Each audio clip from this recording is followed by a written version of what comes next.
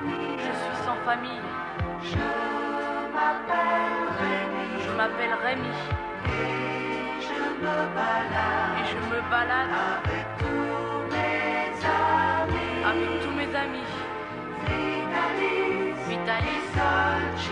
et Dolce. Joli cœur. Joli cœur. Zerbino. Zerbino. Cathy et Rémi. Cathy et Rémi. Faire l'un des héros. Dans les grandes villes ou les petits villages, devant nous défilent de jolis paysages. Ma famille à moi, c'est celle que j'ai choisie, car on a besoin d'affection dans la vie. Venez avec nous dans nos aventures, plus on est de fous et moins la vie est dure. Je suis sans famille et je m'appelle Rémi, et je me balade dans la vie. Je suis sans famille et je m'appelle Rémi.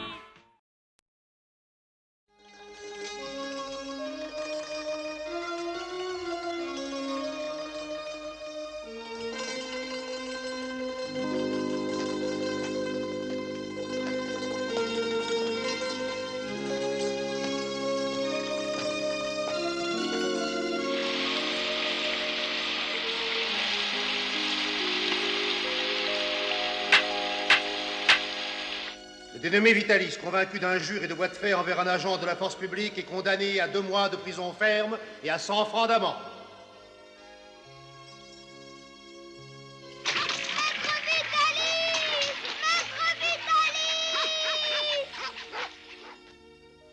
Maître Vitalis est donc envoyé en prison.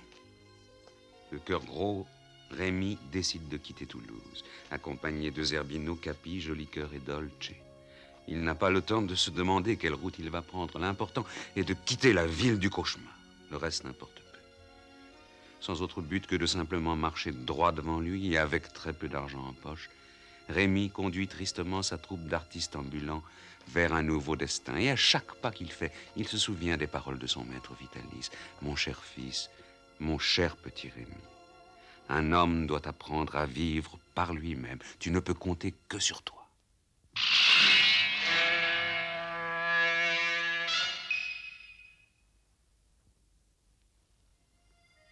Vous auriez tort de croire que Rémi se sent très rassuré.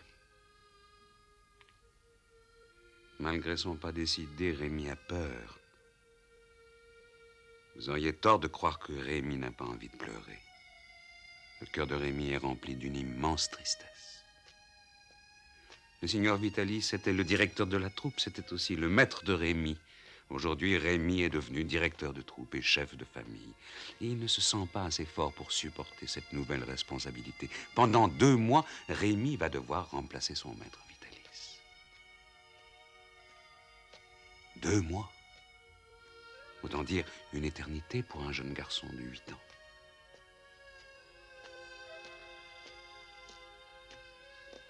Rémi était un enfant abandonné, mais quelqu'un l'avait recueilli et élevé. Ensuite, Rémi avait été vendu, mais il avait toujours été aidé par une grande personne. D'abord par sa mère adoptive, Madame Barberin, et puis par le vieil homme Vitalis, et tous deux avaient veillé sur lui comme une mère et comme un père. C'était la première fois aujourd'hui que Rémi était seul. C'était la première fois qu'il ne pouvait compter que sur lui-même.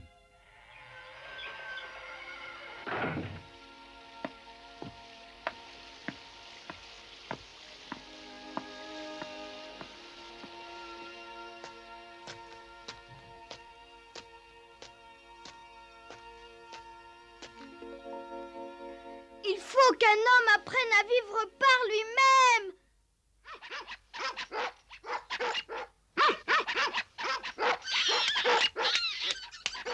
Ne perdons pas courage, tout le monde est là. Gabi, Dolce, Zerbino et notre grand comédien Jolicoeur. La troupe est au grand complet. Tout ira bien. Il faut que je me débrouille.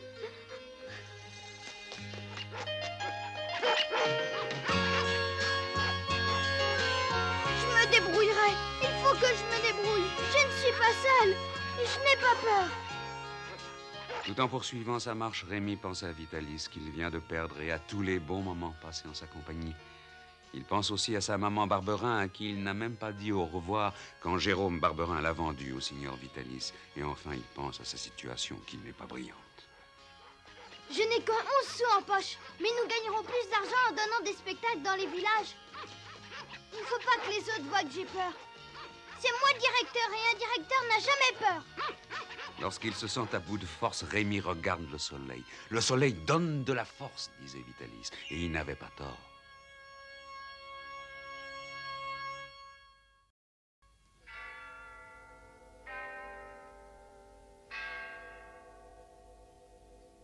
Écoutez-moi les amis, nous allons nous arrêter dans ce village pour déjeuner. Je sais que tout le monde meurt de faim, mais soyez un peu patients. Une fois que nous aurons déjeuné, nous donnerons une représentation pour gagner de quoi manger à notre faim. Ça, je vous le promets. Mais en attendant, tous les membres de la troupe devront se contenter d'un morceau de pain sec et d'un peu d'eau. Parce que voilà toute notre fortune. C'est tout ce que nous avons pour aujourd'hui. Rémi n'a que 11 sous.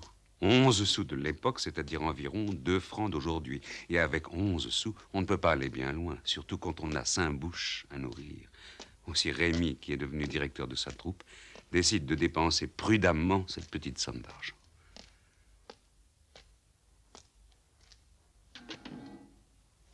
Écoutez-moi bien tout le monde. Vous allez m'attendre ici, je vais chercher du pain chez la boulangère.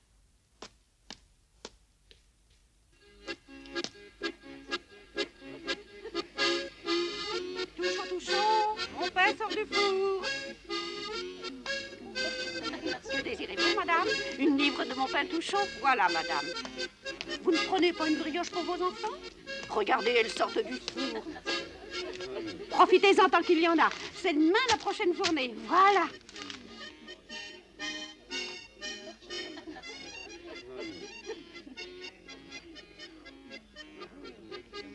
Et ne venez pas me dire que mon pain est rassis. Il sort du four. Un pain, monsieur, c'est 8 sous. Merci. Touche au tout frais, 8 sous le pain. Un pain coûte 8 sous. Si j'achète un pain de 8 sous, il ne nous restera que 3 sous pour manger demain. Pardon, mon garçon.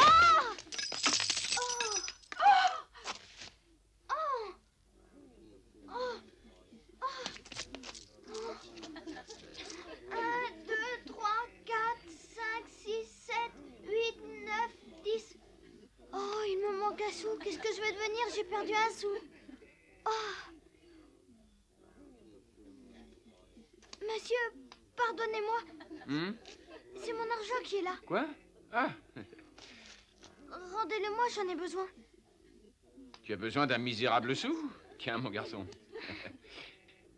Merci. Ne me remercie pas, c'est bien naturel. Je voudrais 5 petits pains. Et 5 petits pains. Il y a beaucoup de monde dans la boulangerie. Aussi, Rémi décide de laisser passer son tour pour bien réfléchir avant de faire un achat aussi important. Je sais que tout le monde n'aura pas assez à manger, mais je n'en prendrai que pour 5 sous. Nous mangerons du pain sec sans beurre et sans confiture. Comme ça, il nous restera 6 sous. Je les garde en réserve, on ne sait jamais. Ensuite, nous donnerons notre première représentation sans maître Vitalis. Si nous gagnons assez d'argent, alors j'offrirai un solide repas à toute la troupe.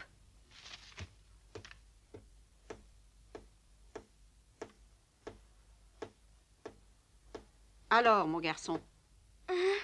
Mais qu'est-ce que tu attends, là? Tu veux quelque chose? Tous les clients sont partis. Tu es tout seul et moi, je voudrais bien me reposer. Oui, je voudrais du pain pour 5 sous, s'il vous plaît. S'il vous plaît, madame, seulement pour 5 sous. Tu sais bien que je n'ai pas de pain à 5 sous. C'est 8 sous le moins cher. Oh, madame, je vous en prie, donnez-moi pour 5 sous. Vous n'avez qu'à couper un pain et m'en donner une moitié. Pourquoi tu ne veux pas un pain entier? Chez nous, on ne coupe pas les pains en deux. Soit tu achètes un pain, soit tu n'achètes rien. Ah bon? Oh, Ernest, s'il te plaît, tu veux venir me remplacer à la boutique? J'ai plus de clients, j'ai le repas de ce soir à préparer. Madame! Ça ne fait rien, je vais prendre un pain entier, puisque vous ne voulez pas m'en couper une moitié. À la bonne heure. Alors ça te fera 3 sous de plus. Voilà, madame.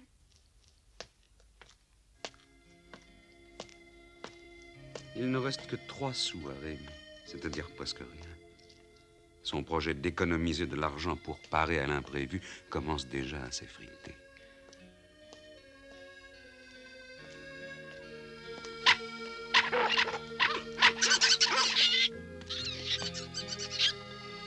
Voilà notre déjeuner. Je vous demande pardon de vous avoir fait attendre.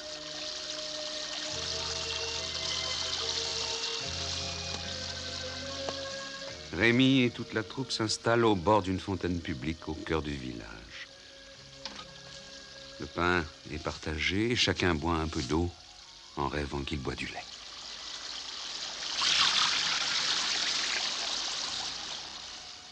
Après une longue et pénible marche, c'est le premier repas qu'ils font depuis Toulouse. Oh, bien maigre repas. Une seule tranche de pain sec. Jusque-là, le signor Vitalis avait pu offrir 2 fois plus à manger à ses compagnons. Toujours affamés, les membres de la troupe commencent à s'impatienter.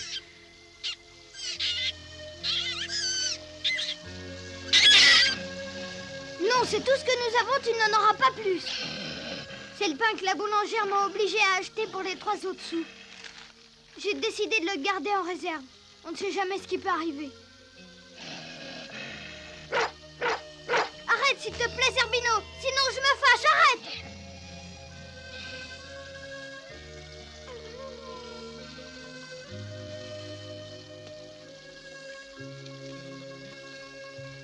Il faut garder ce pain si nous voulons déjeuner demain. Même si nous avons très faim, il faut le garder.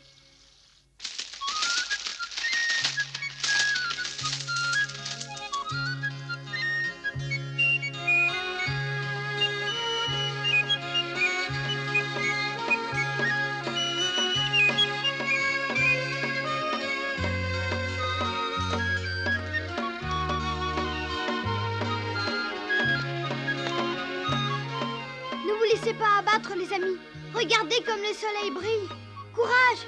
Nous allons donner une représentation maintenant. C'est le seul moyen pour gagner un peu d'argent.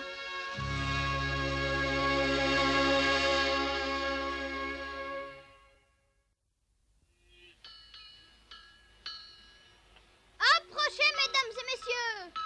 Nous sommes une troupe de comédiens ambulants. Garçons et filles, petits et grands, approchez. Venez assister à un grand spectacle donné par la célèbre troupe du Seigneur Vitalis.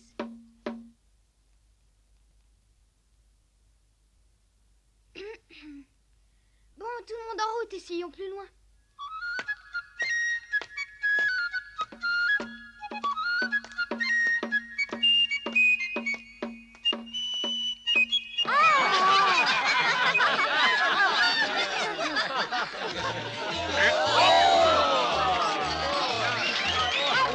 Ah, et maintenant, nous allons vous présenter le clou de notre spectacle.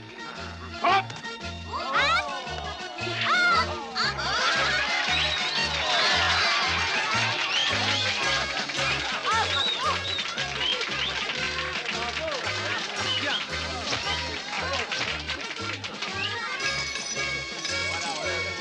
Ah, merci, mesdames, messieurs, merci, merci.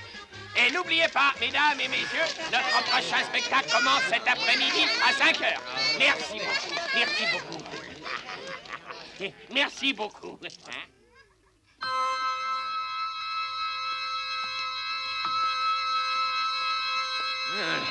Qui es-tu, toi? Tu viens me faire de la concurrence? Hein?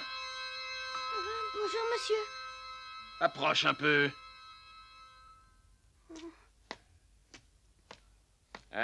Alors, comment ça marche, les affaires? Les affaires? Oui, je veux parler d'argent, bien sûr. Est-ce que tu en as gagné beaucoup dans ce village? Non. Non, je vois. On peut dire que t'as de la chance, toi. Écoute-moi, petit, ouvre tes oreilles. J'ai un bon conseil à te donner. Hein? Ne reste pas trop longtemps dans les parages. Tu pourras avoir de sérieux ennuis. Ce village nous appartient à moi et à mes compagnons, et on ne veut pas être dérangé par un concurrent. Est-ce que tu comprends?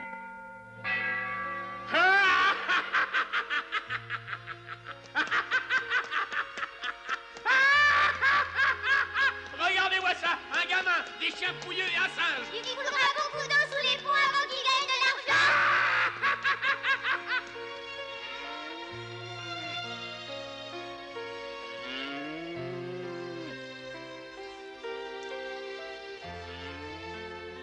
Rémi ne sait pas à quelle distance se trouve le prochain village. Il n'a que 3 sous en poche et un morceau de pain dans sa besace. Il faut absolument qu'il trouve un village où donner une représentation, sinon pas d'argent. Et sans argent, il ne pourra pas acheter de quoi se nourrir, lui et sa troupe affamée.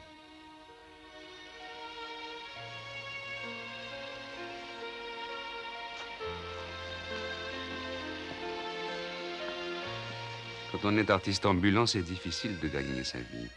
Rémi en sait quelque chose maintenant. Accompagné du seul bruit des 3 sous qui tintent dans la poche de Rémi, les bêtes affamées observent leur maître en silence. Et à chaque fois qu'ils croisent le regard de Capi, de Zerbino, de Dolce ou de Jolicoeur, Rémi pense à son immense responsabilité envers ses amis. Et il est désespéré tellement il se sent seul.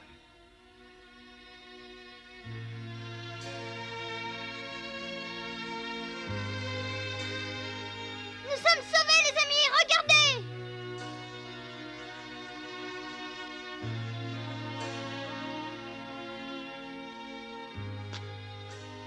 Je vois le clocher d'une église, il y a certainement un village.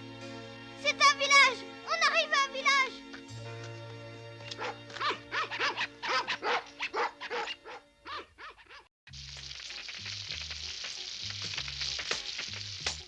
Tiens, qu'est-ce que c'est que tout ce vacarme? On peut plus dîner tranquille? Qu'est-ce que c'est, papa, un cirque? Je vais voir. Oh!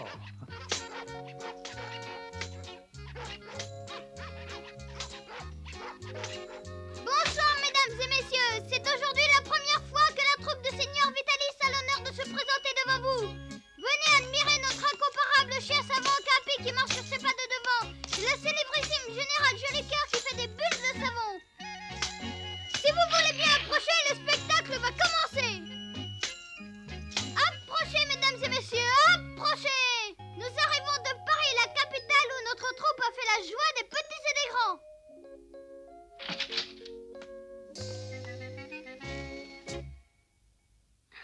Ça y est, ça marche.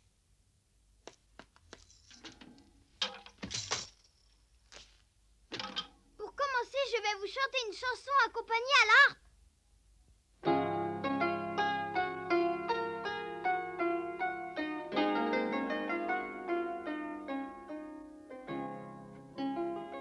Ce sont d'abord les enfants qui arrivent.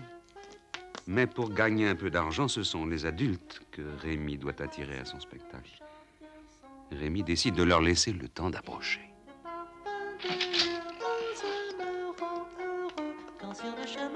Rémi chante une chanson que Vitalis lui a apprise. C'est la chanson qu'il connaît le mieux. Il chante avec tellement de cœur qu'à leur tour, les adultes commencent à arriver. Je chante comme tous les enfants de mon âge, sous la pluie ou dans le vent, moi je reste. Qui est responsable de cet attroupement? La loi interdit les attroupements. Qui a enfreint la loi?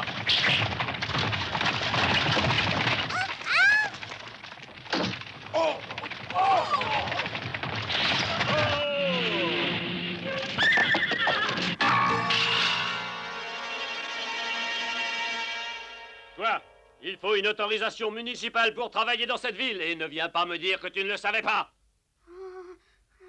Je suis l'inspecteur principal responsable de la sécurité et du bien-être de la population de ce département. Si tu n'as pas d'autorisation de travail, je vais être obligé de t'arrêter, toi et toute ta ménagerie. Je vais être obligé de t'arrêter. Je vais être obligé de t'arrêter. Revenez! Arrêtez!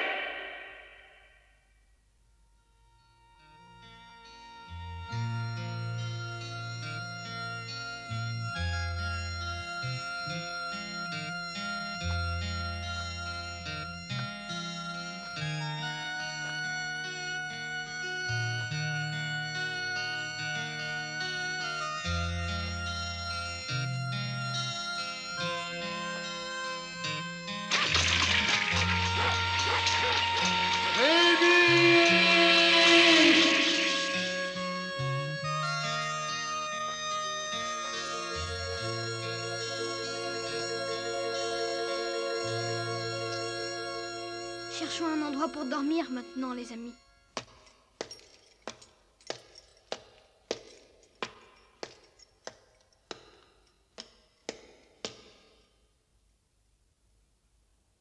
Qu'est-ce qui ne va pas, l'ancien? Est-ce que notre pain est si mauvais que ça? Non, ce n'est pas la faute de votre pain si je ne mange pas. Ce sont les souvenirs qui m'empêchent de manger. Capi, Joli Cœur, Zerbino, Dolce et Rémi.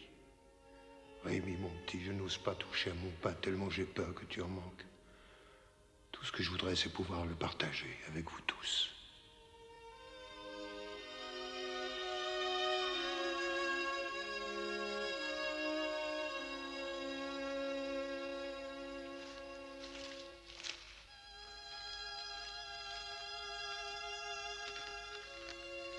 Une fois qu'ils auront mangé leur dernier bout de pain, il ne leur restera plus que 3 sous. Mais la troupe meurt de faim après une journée de marche harassante qui ne leur a procuré que des déboires. Rémi est de plus en plus inquiet pour le lendemain. S'il ne mangeait pas avant de se coucher, personne ne pourrait trouver le sommeil.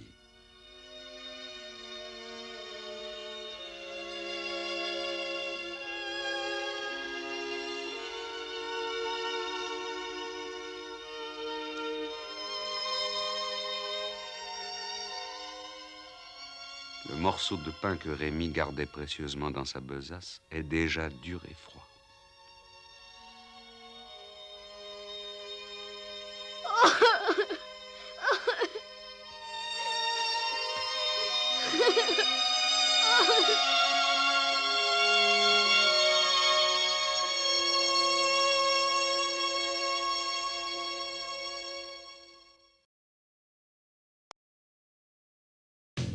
Dans les grandes villes ou les petits villages, devant nous défilent de jolis paysages. Ma famille